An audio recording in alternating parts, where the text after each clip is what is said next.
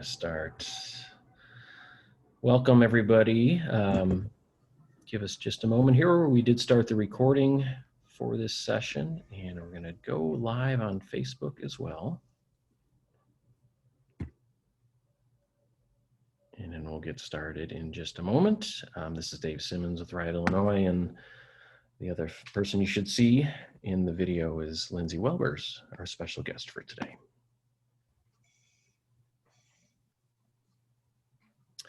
And somehow through the magic of the internet, here we go.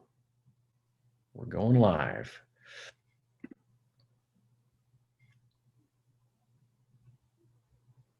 Soon.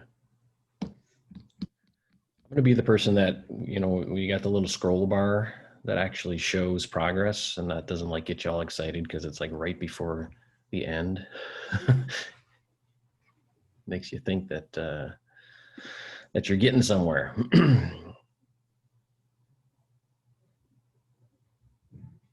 All right, let's go ahead and get started here. So again, my name is Dave Simmons, and the Executive Director of Riot, Illinois, and we welcome you to this. I've been calling it a fun, informative webinar because it should be fun and it will be informative. I don't know Lindsay that well, but Lindsay, you seem to exude fun, so it's all good. I try and be as boring as I can. Yeah, no pressure. Yeah, so welcome. Thanks for coming to this webinar. It's the first one we've had in a little while. We had our bike summit and a few other things kind of taking up a lot of staff time. So we're glad you could join us today. I'm going to do a quick intro about Riot, Illinois, and then we'll turn things over to Lindsay, and we've got kind of some ground rules or suggestions for folks who want to communicate in just a second here. So quick note again about Riot, Illinois, who we are, what we do. We're essentially working to make biking better for you. We want to be the voice and the advocate for all cyclists in the state of Illinois. And we do that through helping to develop bike-friendly roads, more trails, improved trails, legislation. Education has been one of the focal points more recently with our bike safety quiz. And we just want to show folks how much fun it is to ride a bike and the places they can go and how they can do so safely. We are, I would say, we're a mighty staff of three. So we have myself and then Gina, who is our communications project coordinator, and Ed Barsati on the far right is part-time. He led the organization for about 20 years and he's still doing some work with us. Do want to recognize some of our generous corporate members. So these are some organizations that believe in what we do. We hope to grow this over the years and become partners with more and more companies around the state that can help us spread our mission and encourage cycling for lots of different reasons. And then bikesafetyquiz.com, if you're not familiar with it, do check it out. It's a free resource, so you can use it individually or with families, friends, neighbors, work. The goal of Bike Safety Quiz is to share some information about bike education, or I should say biking in proximity to motorists, and then also driving near cyclists. So there's several different quizzes that you can take. Again, it's free, no spam, email, or anything that results. And we want to educate folks across Illinois on how to share the same space safely. We do also have a Spanish version and a PDF version if you didn't want to do the online. And then ways you can support Riot, Illinois. I'm not going to go through all of these, but check us out, follow us on social media. Obviously, I appreciate what we do because I work for the organization, but I hope we're also going to impress folks in the years to come in the initiatives and the programs that we're able to roll out. And then my contact info. Feel free to drop an email or give me a call. I'd be happy to talk about a specific situation, you know, in your neighborhood or in your community, or if you have ideas on how you can help us further our message, we'd love to hear from you. And then lastly, just some ground rules. We have a couple ways to communicate. This is a webinar, so you'll only see myself and Lindsay, and I'll stop my video once she begins. You can enter questions into the Q&A tab. You can also share your comments in the chat tab. We have a couple poll questions we'd like you to reply to. I'll keep an eye on the Q&A in the chat, Lindsay, and if it's something that's relevant to what you're talking about at the moment, I might interrupt. Otherwise, we can save some questions for the end. Take a mental break from current events. If you're a baseball fan, you've got playoff baseball, you might be torn. Of course, we have racial unrest. We've got an upcoming election. We've got a pandemic. A lot of emotions going on. So hopefully this is a nice little break for everybody. We are recording this session, and we'll post a link to the recording on the Riot Illinois website as well. And with that, I'm going to stop sharing and turn things over to Lindsay Welbers, the author of Chicago Transit Hikes. Welcome, Lindsay. Oh, there we go. We got matching. Hi. Thanks. I don't have a PowerPoint plan, so I hope you all enjoy my office. I don't have necessarily a grand plan here. So if you have something you want to say, just feel free to hop in. This is I didn't make a presentation or anything. I have some canned questions if we need to elicit conversation. So. Well, my book, Chicago Transit Hikes, A Guide to Getting Out in Nature Without a Car, it came out through Belt Publishing last May. Yeah. So that was cool. It was kind of a whirlwind project for me. I think the idea of trying to put together a book of where I could go hiking around Chicago using just the transit system, that's been rolling around in my head for a few years. I would say that I was partially inspired by an old job I had. The job had nothing to do with the book in any way at all. But the job was in Evanston and I was living over in Logan Square. So the commute sounds terrible, but I'm pretty sure it was the best commute I'll ever have. I'm pretty sure. So every morning I would wake up and I would walk 2 blocks south and I'd pick up a divvy bike and I'd ride that divvy bike for about 10 minutes down the 606 and take the metro to work. It's the best. It's the best commute of my life. I'll never have a better one. And if the weather was really good, I'd bring my own bike and then enjoy and bring it on the metro, park it outside work all day and enjoy like a 12-mile ride home in the afternoon. That's the best. That's just the greatest way. I loved it.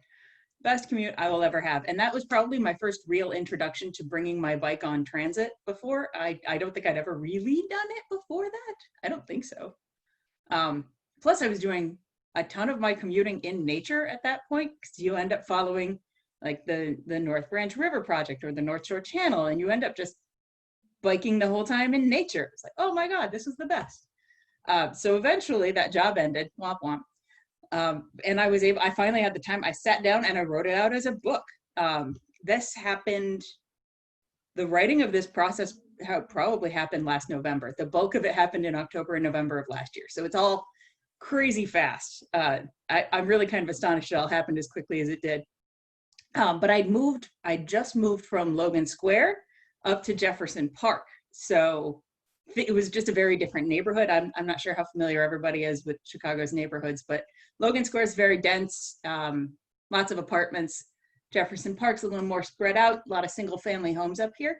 So it's very different. And I almost felt like I was further away from parks than I used to be, which is confusing, right? But everybody's got a backyard up here. So that makes some sense. But they aren't exactly the same thing. Like I can't crack a book in the parkway and expect to enjoy myself because there's cars 3 feet from me. So I took it, I wanted to look at my new environment, my new neighborhood, and figure out where it was that I could go. So I was lucky. In addition to the blue line up here, I've got 2 metro lines. So it turns out there was a ton of different places that I could go. And once I'd had all of those mapped out on where it was that I could go from my house, it was just a matter of expanding it to everywhere else. And that's easy. That wasn't a big deal. So once I ticked off every metro line and every CTA line, I said, no buses. I'm calling it a day. The bus didn't make it in the book. But I still had probably a dozen places that did not make it in just because I ran out of space. So there's a ton of cool places you can visit on mostly the metro. It's mostly the metro. And that'll be version 2, right? You'll pick up on all the other spots. That would be fun. Do bus only edition. And so Lindsay and I spoke, it's probably a couple months ago now, when I had heard about your book and actually heard about it from someone else and then kind of this interesting connection where I heard about it again. And one of the things that I noted, Ride Illinois is a bike advocacy organization, but you can easily replace hike with bike for a lot of these, and that certainly resonated with me, having grown up near Jefferson Park. That was one of our "It's a Small World" moments when Lindsay and I were chatting about that as well. We knew that there was a lot of nature available. And I love the fact that you break out in the book by Metro line, right? So many folks probably don't venture out. If they take the Metro, they probably take the same Metro line quite often, but if you're taking it for work, right? So now think about all the other places you can take Metro to. And I mean, there's at least at least 3 destinations, but many more in some of the Metro lines where you can just hop on the train and head out to a new destination. It really depends on where you're going and what line, and then how frequently the line runs. But yeah, there's so much more than I thought there was, just a ton. Did you find it more interesting? So like when you got further away from the city, well, maybe you just compare or contrast. Like when further you get, as you mentioned, like with density and parkland and whatnot, further away, there's probably going to be more of that versus maybe more cultural destinations and whatnot closer to the city. Was there an appeal either way with you? I think I kind of cast a wide net when I was evaluating that. I cast a very wide net for this book. If you can hike there, you can bike there. If you can fish there, I noted that. If there's a boat rental outside. Right. So it's really, no matter what it is that you want to do outside, there's an option in the book. So when I was casting that very wide net, I think I decided to just kind of evaluate each place individually, kind of on its merits. And the real question is, would I want to go there? Like, would I want to? And that mostly was a question to eliminate like the little neighborhood pocket parks where it's like, I don't want to go there. That's, kids are playing baseball. That's the point of that park. But that also, if you just evaluate it based on size, you'll lose a few of them. So it was a deep dive on each individual spot. So some of them are these little itty bitty parks that seem like they should be too small, but I went and visited and was like, no, there's some good nature out there. Riders Wood Park specifically in Woodstock is the one that comes to mind. It's this little itty bitty, it's only 23 acres, so it's a lot smaller than you'd think it would be. But it is just the most gorgeous set of woods. It's tiny and it's dense and it's full of ponds and it's just gorgeous. So there's more definitely the further away from the city you get. But there are some that are actually pretty close. There are a few in the city itself that I managed to include. And I had to get a little generous because like the lakefront path, obviously. But then I included Garfield Park Conservatory because you have to go in the winter time, I think, so that we can all survive winter. Just go to the Garfield Park Conservatory. And remind me again, what was the furthest distance you were willing to travel from your Metro stop? I think the farthest one from the Metro stop to the entrance to the park was about 3 miles. Okay. And that one almost didn't make it in because that is pretty far. But most of those, that's over in Deer Grove. Is it Deer Grove? Yeah. In Palatine. Oh, is it Deer Grove? Yes, it was Deer Grove. But it's maybe, the path starts maybe a block from the train station, but there's a 3 mile long bike path that basically spits you out directly in Deer Grove. So that's 3 miles on a bike is next to nothing. Mm-hmm. And there's a campground within Deer Grove, so you can really make an entire great big weekend of it if you wanted. Right. That's the Camp Ryan. Is it Camp Reinberg? Camp Reinberg. Yeah. Well, you added all the charts, right, which I thought were pretty helpful. I kind of looked at ones that I was familiar with and wanted to see like, oh, well, what does Lindsay say about that? Like Songbird Slough, for example, which is not too far from where I'm at Itasca. Oh, that's a pretty one. Yeah, and kind of a gem, right? And I like the tables because it kind of spells out all the information, the difficulty, what you're going to find when you get there. It's a great guidebook. I know from speaking with you that you're very interested in the natural aspect of things, whether it's trees and plants, and you have, is it a blog or a website that Yeah, folks, it can be all of those things. yeah, right.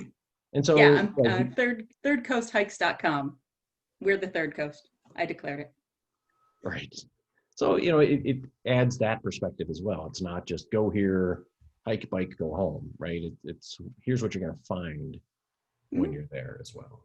I mean, And and Ron, if you're really just in, like, let's say you're training for your next century and you just want to find a place to ride 100 miles, kill 30 of them in one park, Deer Grove will help you do that. yeah, But that person, the information that's helpful to that person is also helpful to every aspiring biker, hiker, camper, just every level photographer, below that person is also interested in that. So that I really wanted to create a book that was useful to every Chicagoan. Just mhm, tricky. yeah. And Ron commented that he lives 3 blocks from Songbird Slough, so he knows it well. And I remember the first time I landed in that area, and it was it was nice to find something that was unexpected and enjoyable. Why don't we ask? We have a couple poll questions, so I'd be curious. They're specifically, and I need to find my poll questions here. They're related to bikes on transit. Somewhere I lost. Hang on, I got to close a few panels here. Bear with me. In the meantime, go ahead and enter any questions or comments into the chat. Oh, here we go. Polling. All right. So the first question we're asking, out of curiosity, the question is: have you taken your bike on Metra or CTA? So I believe the poll is visible now. Just go ahead and note, because it is.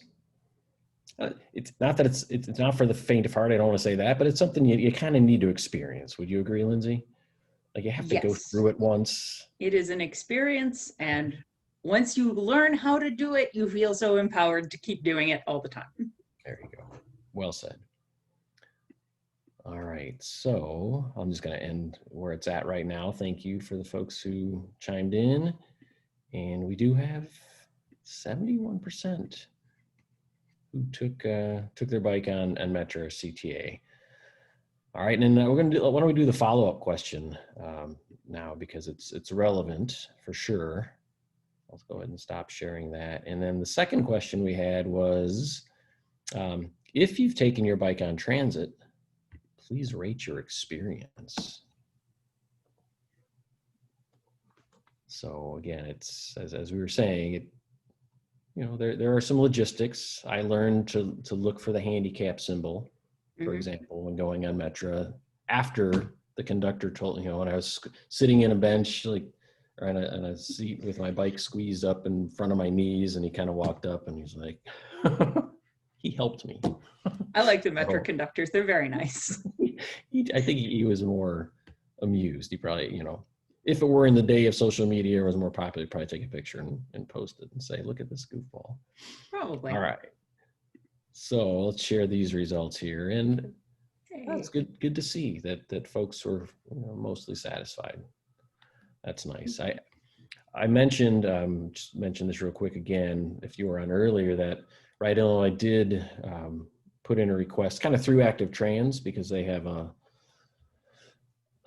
someone who can help with lobbying and that. But we put a request in the Metro and said, hey, would you consider relaxing, at least temporarily, the restrictions for bikes on trains, until their ridership increases. So we haven't heard a response yet, but that, and Lindsay, you were saying, Metro can be used for fun too, right? It doesn't just have to be people going to work. So during that period of time when I was commuting to a job that I didn't particularly like, but I really loved my commute, I was like, man, Metro sure is great. Every day watching the scenery roll. No, I really love Metro. I think it rolls past some of the most gorgeous scenery around, full stop. It's always clean, it's affordable. I like it. I like everything there is to like about Metro. I remember once when I was taking my bike on the train, it got to the point where you could, if you do it enough times, all of the bike people kind of just sit together in case they need to shuffle their bike around during the ride itself. Right. So you end up meeting the other bike people the bike train people. It's great. And you can usually tell who the noobs are, and it's okay. We were all noobs once, but there's the number one trick about bringing your bike on the Metro is to bring a bungee cord. That's it. Bring the bungee cord, secure it. And you can always tell who the noobs are because they never have a bungee cord. Right. So I remember this one particular morning, it was me doing my own thing. I call him Grandpa Glencoe because he was getting off at Glencoe and he looked like a grandpa. He knew what he was up to. He was fine. He was also eating oatmeal, which is like, how did you get it here, sir? That man's full of mysteries. And then the noob, he was right here, sat next to me. Was it? It might have been me with my bike. A little bit. He put his bike, and it was a brand new bike. It looked super outfitted for touring. I think he had 10 panniers on it. He must have had 10 panniers on. So he sits down next to me. He doesn't have a bungee cord. And I'm like, oh. So we get to chit-chatting. I'm like, where are you headed after work? He's like, I'm going home. I'm like, you look like you're outfitted for an adventure. And then he didn't have a bungee cord. So he had to connect his to mine with, I think, his bike helmet. I think that's, okay. So I loved that day. That was just a really entertaining day on the train for me. And certain conductors, are more strict than others, yes. Right? I mean, but I think they'll try to be nice. They'll try to at least be diplomatic. All they want is your bicycle to not clog the train. Right. Good point. So we have a couple of questions that came in. Ron, and I'm going to let you answer. I could look it up too, but Morton Arboretum, was that? Oh man, no, it wasn't. And I was so upset about that. I really was, because I was so excited. But one thing that one of the many criteria and a very nebulous set of criteria I had when I was putting this book together is that it needed to be safe for somebody on foot to travel from the train station to the entrance to the park. So I thought Morton Arboretum was going to be high on the list. And then I went and I looked at the map, and it would involve me encouraging people to walk, I think, half a mile down the side of a 4-lane highway. It's like, I can't recommend that. So that's the number one, that is the only reason why the Morton Arboretum isn't in it. And it could be solved with a footbridge, and then they can be in the next issue. But if I can't get you there safely, I'm not going to tell you to go there. No.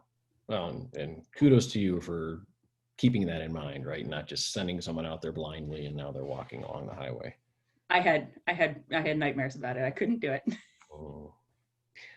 So Jerome commented, carry extra bungees and save the noobs from those conductors. That's a great suggestion. I think, as you pointed out, a lot of times folks will, it doesn't have to be a 1-for-1, right? You figure out who's getting off first and last, and as long as they're connected, they're connected. It's a little more of a social dance, bringing your bike on the Metro. So you can't, if somebody gets on and they're getting before you, now we're all adjusting our bikes around. It's not the easiest system. Yeah. One more comment / question, particularly related to Metro. So Kim mentioned she's seen bikes on the later schedules from Elmhurst at past 8 a.m. So yeah, maybe it's okay. Maybe it's an unwritten rule that they're allowing more cyclists on trains. I know I had a trip last year or the year before where I had to get to Union Station. We're taking an Amtrak, and the Amtrak left at 9, but I am admittedly a rule follower. So when they said I couldn't have my bike on the train, after any trains getting, I think it was in 6:30 or later, yeah, we got down, a friend and I got down there like 3 hours early just to play by the rules. So we debated, like, should we, what's the chance? I'm like, no, we don't want to mess with it. So good to know. It's better than being stranded. Right. Let's see, more very generous bungee people. Maybe we need to get some Ride Illinois branded bungees that you can all have. That was what I was thinking. Sounds like there's an opportunity here. All right, so those are the comments and questions. Going back to the book, or actually, let me pause and go ahead, and if you have other questions, enter them now, because I have a couple more that I had pre-baked for Lindsay. And Lindsay, you should know that Sid is on the session. So Sid won an autographed copy of your book from the Illinois Bike Summit. So Sid, thank you for joining. I know, I shipped it off to him. Just giving folks a couple seconds here, and then I'll jump back into my questions.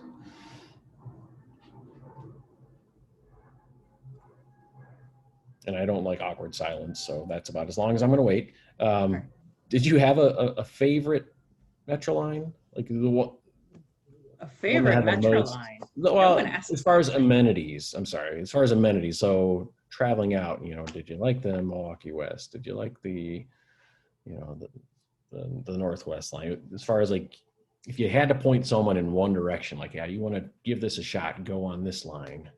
You are looking for sheer quantity in terms of... No, not necessarily quantity. All right.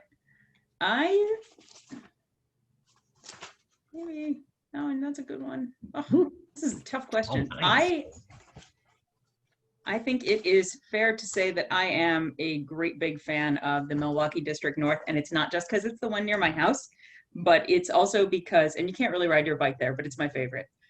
You can take it to the Somme Preserves. And the Somme Preserves are great for hiking, not for biking. They're just not set up for that at all. But their trails are this wide. They're just itty bitty little things. And it's half of it is kind of an oaky woodland, and the other half is just open prairie savanna. So you're walking through tall grasses on a path that's this thick, and all the grasses are taller than you. I love that. Nice. I love that so much. Okay, so that's on you said Milwaukee North? Yeah, Milwaukee North. But in terms of straight up amenities, like what is the nicest one? That's probably the South Shore line.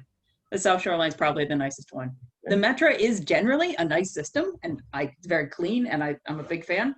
But there's free Wi-Fi on the South Shore line. And it takes you to the dunes. So it takes you to the dunes. Yeah. So both the national and state park. So don't skip the state park. The state park's great. All right. Ron concurs. That's some prairie is how I do. Is that my preserves? Okay, is a beautiful. Yes, all together they're the preserves. There's the prairie. There's the Somme Woods, Somme Prairie, and then the other one by the post office. So what was you've got the star rating on difficulty? Yes, I had to come up with a system for that. What was the criteria? I'm curious. It's really tough to evaluate how difficult a single hike is and then assign it a difficulty rating, because what's difficult to me could be completely different than how that's defined for you. And I was already trying to cast as wide a net as I possibly could. So stars don't necessarily tell you if a hike is difficult or not, but I went with a rating system of 1 to 4 stars, and the publisher let me put the little 6-pointed Chicago star as that star. So I'm still excited about that. Okay, I see that now. Yeah, see, there it is. So a 1 to 4 system. 1, not very difficult. It's flat. The trails are very well maintained. It might be abundantly accessible. So if you're a person who has to push a stroller, or maybe your old auntie wants to come and she doesn't move so fast anymore, this 1-star hikes are great for her. 2, a little more difficult, might have some more up and down, a nice walk. 3 stars is getting a little more difficult, might get challenging or a little rocky, not many amenities. So if you're in the market for a restroom, 3 stars probably won't be available. Little more roughly maintained. That's when I start getting excited.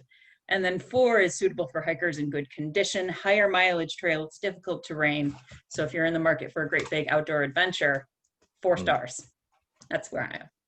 Oh, that's good. There's got to be criteria behind it for sure. We got a question from Jerome. So it's a pet question. So this is the Milwaukee West, I assume, Jerome. Oh, okay. Yeah, I don't know if this applies. So what stands in the way of reopening the Kedzie Stop access on evenings? And weekends. Okay.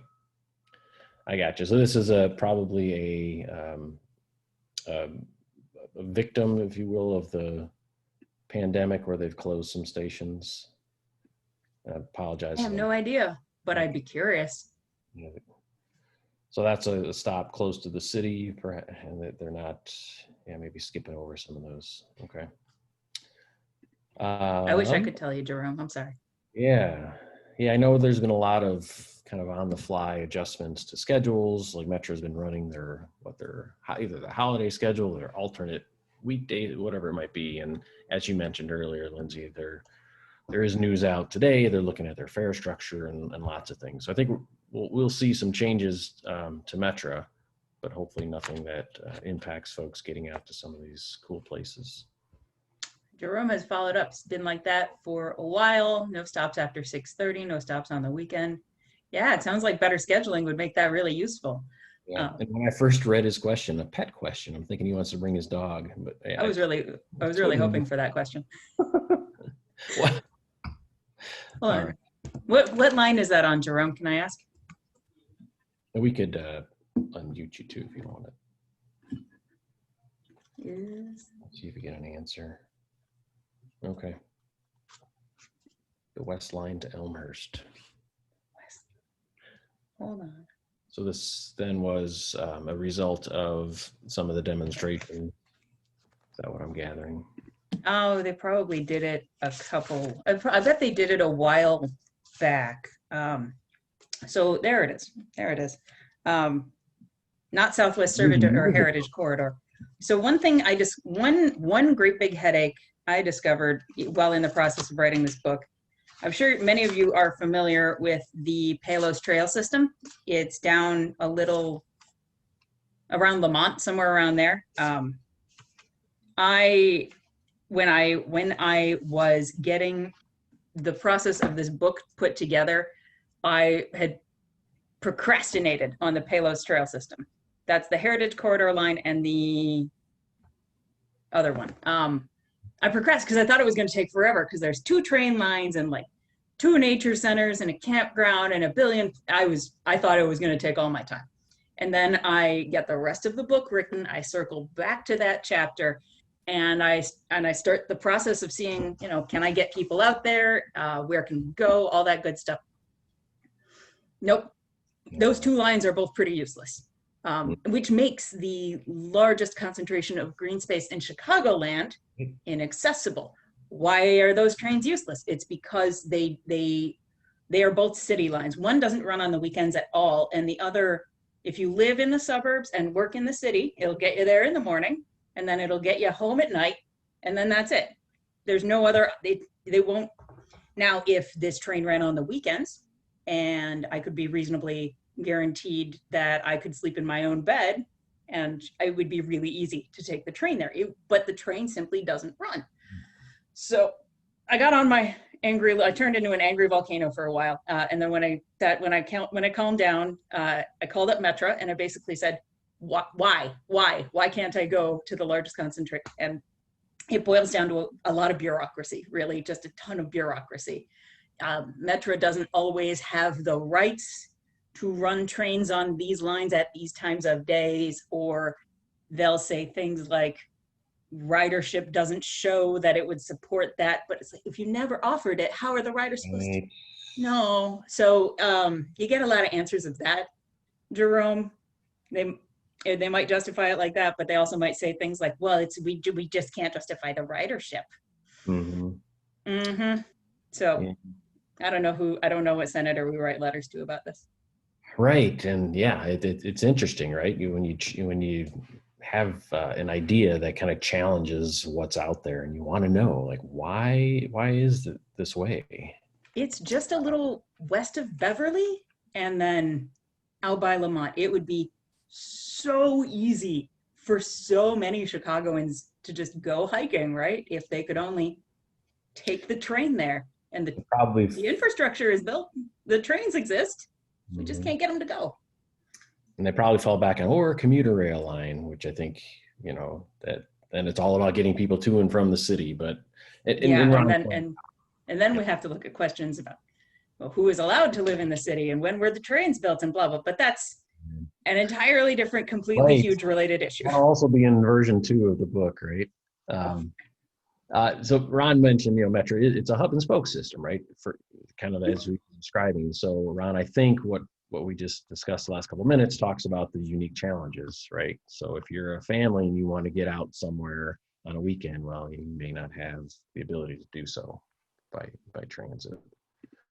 And Kimmy's got the question too. So Kimmy, you're in Indiana. I'd like to know how to find a map of all the bike trails available for the South Shore train line riders. Interesting. I don't know where that map exists, but I bet if you contact the folks at Ride Indiana, they would know. There's a Bicycle Indiana is actually their organization. So that is certainly somewhere to look. Follow-up question, good trails for beginners that are noted by the stars on a specific map as mentioned in the discussion. Yes. And then, so if you're a beginning cyclist and you just want to, I think those would fall, I wrote in the back of the book, just kind of a list of suggested itineraries. So if I was a beginner or I didn't want to go too fast or too far or not leave civilization real far, I would look at Round Lake. Hartswood and the Nippersink Forest Preserve are two beautiful spaces that aren't too far apart. Itasca and the Springbrook Nature Center and Songbirds Slough. Those are all pretty close together. The Garfield Park Conservatory, especially in wintertime. And then Woodstock has Riders Woods, which I just think is it's small but dense and super gorgeous. So those, if I was going to start from a beginner, I want to keep it easy, those would be where I'd start. Great. And then Gimme had a question about the trails that prohibit cycling. Are there, you mentioned the one that would be difficult, was it? Some, I don't think some even allows it at all just because they're so narrow, but the vast majority are very, very amenable to biking. The vast majority of green spaces you find in the region have either considered it when they put the space together in the first place, how can we get people biking here? Or it was just easy to add it on. I think even Deer Grove lets you rent bikes within the park itself. So the Cook County Forest Preserve District did have a bike share program. They did not roll out this year. So yeah, it's unfortunate, and it was probably the bike that preserves bikes. They were in Bussy Woods also, these painted spaces and everything. Perhaps they come back next year. I know that this year they decided, as most things, come down to money or so. Perhaps, I like bike shares. I think they're the best. Yeah, it is, right? I mean, it's nice. It's nice. So looking at comments here. So outbound rush hour train. Yeah, it's Jerome. I think we're in the same, or of the same mind, right? There's got to be some way to kind of meet in the middle in terms of allowing bikes on rush hour trains. And he noted that every announcement starts with Metro commuters. So right, so commuters can bring their bikes too. Yeah, that last mile is rough. If Metro's ridership is down 95% or something to that effect, I mean, yeah, they are going to need to kind of reinvent themselves a bit. So perhaps marketing it as a way to reach some of these awesome places that are in your book, or more. And then negotiating with the freight lines to get the trains to run on the weekends. Yeah, right. I like to just be naive and hope it. Yeah, I think Metro really is kind of. I'm not going to say leaving money on the table, but it's definitely a path I have never seen them explore. Is what if you took Metro for fun? It's like Metro for work is the nicest part of the commute to a job that's bleh, if your experience is like my experience. But Metro for fun, then I'm just sandwiching something fun with something else that is fun. So Metro for fun. Metro. I like it. I wanted to ask you also about, this is more of the bigger question, and we hear a lot about kids not being outdoors as much, right? As where I grew up, and you kind of understand, like, across from a forest preserve, and that's what we did, right? So what would you say from the perspective now, an author and someone who promotes hiking? How do we get kids out there? How do we get the next generation interested? To fill everyone in, I live about 15 minutes south on foot from Dave's old backyard, which is Ted Woods up here, just a little north here. That was another one of those. Oh my goodness! Like, for a time I thought Lindsay and her husband bought my parents' house, but that was fleeting. So We did Anyway. not. But I did wander past the bench in their honor recently. I said hello to Mr. and Mrs. Simmons. No, it's a beautiful space. How do we get kids outside? Generally, I don't know. I don't have kids. But I remember when I was a kid, it was tough to keep me indoors. But I lived in the middle of the woods. So I don't know. That said, I feel like I see kids all the time outside, all the time. So I don't know. I like to focus on that. I like to focus on the ones who are already out there doing whatever. And maybe it's just, I don't know where they are, so I don't know how to reach them. I don't know about kids, but it's just, what's so cool about outside? Like I have a niece and a nephew. I think they are about 12 and 8 now. They're in Pennsylvania, so we don't see them too often.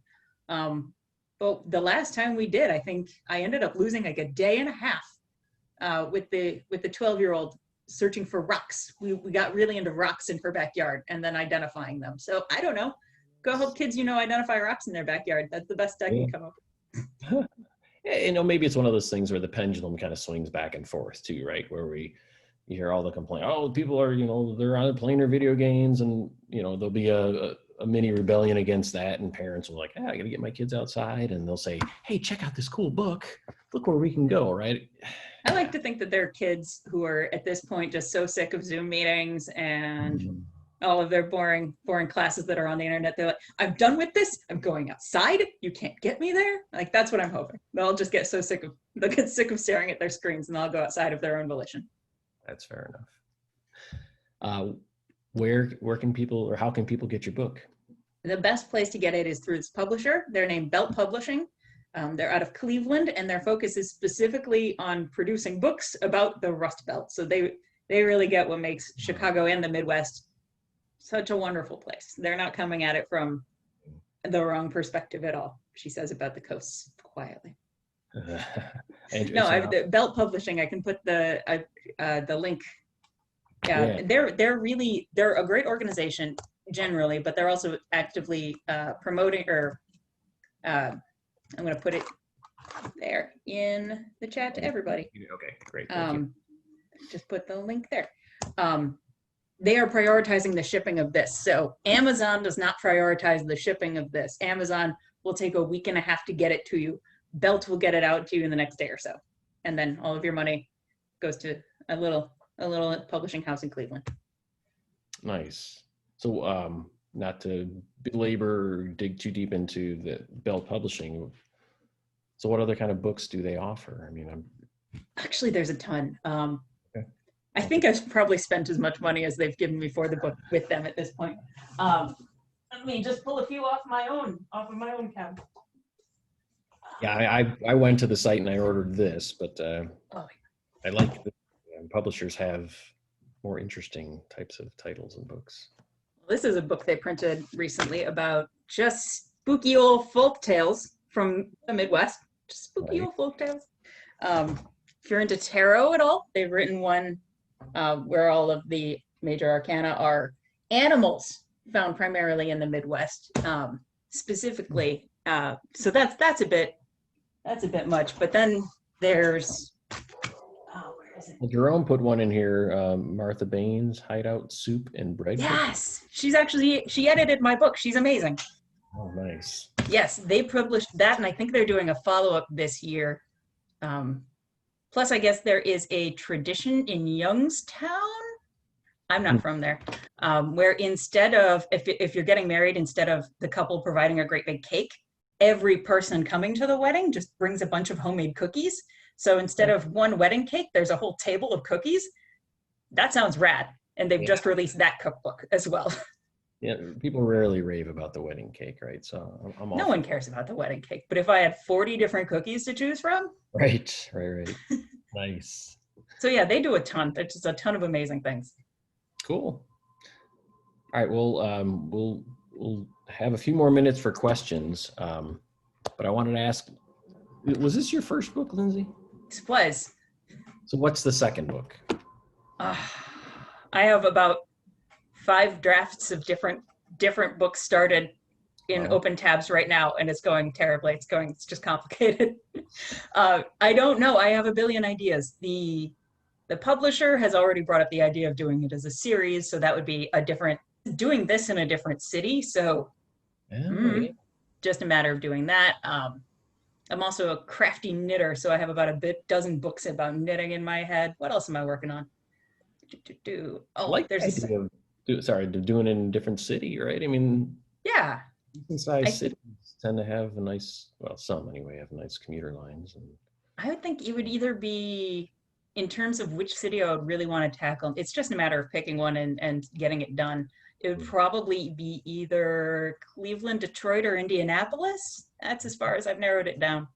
because you'd stay in the Midwest then to Oh yeah. be working with Bell Publishing and okay. Well, I mean, I'm a big fan of them as an organization, but at this point, if you talk to the major publishers in like outdoors magazines or shows or major media having to do with going outside, they just tend to forget that the Midwest exists. I don't know why. We've been here the whole time. And it's nice. We're nice here. So I don't know. Right. At this point, I'm just aggressively pro Midwestern. The coast can do whatever they want. I'm over here. We got the Great Lakes. It's going well. Nice. All right, Kim. Oh, Kim is doing some research for us. Metro out to Aurora, easy access to the Fox River Trail, connects to the Virgil Gilman Trail. So yeah, I mean, your book is, maybe an interesting spin too, right? So it is about hiking, which it gets folks to gets them to the locations, but perhaps, I think what Kim's alluding to, like whether you could have a little more about than the biking, which tends to be further distances. But I mean, that's a very good point, Kim, that when Lindsay and I first spoke and we kind of replaced bike and hike kind of, synonymously or whatever word I'm looking for. That you can do some pretty cool stuff once you get out there by bike. So thank you for that. And then, Kimmy's got a note, wants you to do it in Indiana in her organization, Brown Faces, Green Spaces. Cool. Thank you for that recommendation. Oh, that sounds awesome. Working with Bicycle Indiana for the Trails Initiative. So I think I missed, you had your conversation last week, was it, with Bicycle Indiana? Yeah, sorry. Something else had come up. I hope it went well. It was a blast, actually. All right, we're definitely going to check that out, Kimmy. Thank you for that suggestion. There's a picture in my head of the real big question is, how far can I get away from my house without a car? That's the real question at the center of, I would say, most of my Googling is how far away can I get from my house without a car? So if I could figure out how to, in my mind, there's a national map of like trains and trails, and I haven't connected them all yet. That map doesn't exist yet, but one day maybe. Throw Amtrak into the mix too, right? I mean, all of a sudden you've got lots of potential. So yes, I can get you pretty far on Amtrak. Yeah. I have that map mapped out. I can get you pretty far on Amtrak, but at this point I can only get you so far until I load in all the bike trails, which is that's the challenge. Nice. Well, it looks like Kimmy's in Northwest Indiana, so not too far. Perhaps a connection. Sometimes the best things are unexpected. So thank you for that, Kimmy. And then let's see, Jerome. Use Metro to time it so you let it handle the headwind. Yes, and ride back with a tailwind. Thank you, Jerome. That's a great suggestion. I went down to Springfield last November, and it was one of those really sunny, warm November days. And we met with someone down there. His name escapes me. After we met with him, that was his goal. He was going to take an Amtrak from Springfield, like 50 miles in what I want to say was south, whatever direction, and he was going to ride with the tailwind the whole way back. That would be awesome. Jerome's about here. He's about to be the king of the mile. Right, exactly. So that's a wonderful idea. All right, Lindsay, are any final thoughts? Things you want to share? Little tidbits aside from go out and buy the book, right? Well, buy the book. That's the number one tip. No, don't worry about winter. Just pretend it isn't happening and then go outside. Just go outside. I think Okay. I know I did not plan to write the book in most of winter, but most of the book ended up getting written over winter.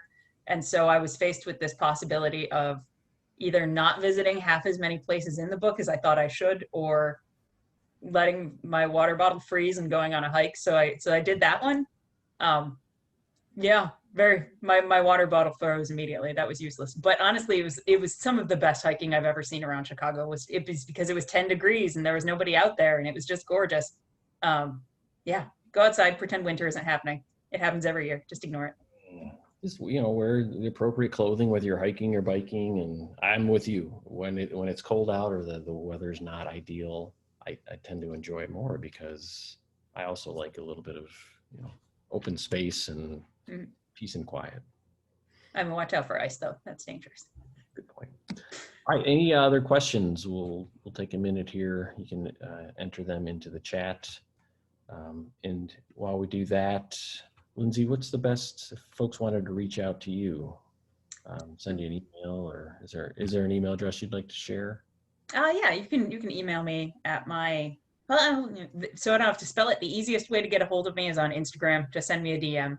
Oh, right. Coast Hikes. I post there. If I'm not posting, I'm probably checking in. So feel free to reach out. That's the best way to get a hold of me. Third Coast Hikes on Instagram. Yeah. I don't And check Facebook as much as I should. That's fine.